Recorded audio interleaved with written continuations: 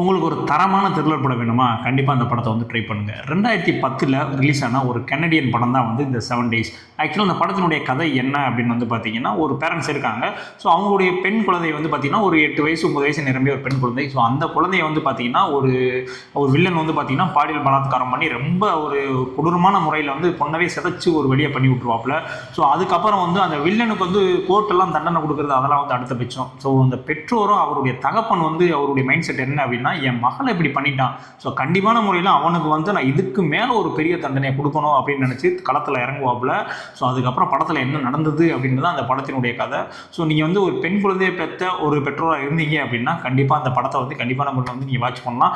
படத்தில் ஒரு சில அந்த அடல்ட் சீன்ஸ்லாம் இருக்குது. ஆனால் அந்த படம் வந்து பார்த்தீங்கன்னா ரொம்பவுமே வந்து ஒரு உணர்வோட ஒன்றி பார்க்கக்கூடிய ஒரு அருமையான படம். இந்த படத்தில் வந்து வில்லனாக நடிச்சிருக்கக்கூடியவரை வந்து நீங்கள் பாருங்கள். ஆக்சுவலாக ஒரு படத்தில் பார்க்கும் போதே வந்து உங்களுக்கே வந்து பார்த்தீங்கன்னா அவ்வளோ வெறி ஒரு கடுப்பெல்லாம் வரும். ஸோ அந்த அளவுக்கு வந்து அவருடைய பெர்ஃபார்மன்ஸ் வந்து கொடுத்துருப்பாரு.